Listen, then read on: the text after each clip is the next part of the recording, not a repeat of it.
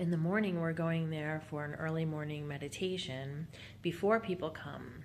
And it's been very beautiful. It's quiet. Only a few people are there. And you can see a lot of the art around there, which I'll share pictures of also.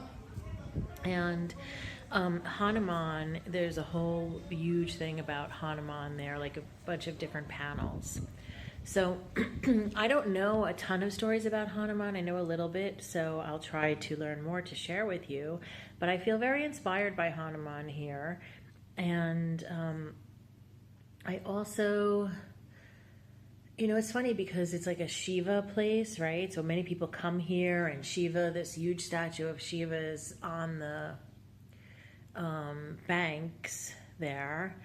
But and there's also like people chanting Hare Krishna. And I personally, it's weird because I think I love Shiva so much, and I connect to Shiva in many ways, but also here I am connecting to Krishna and to Hanuman, which I think is a little bit interesting.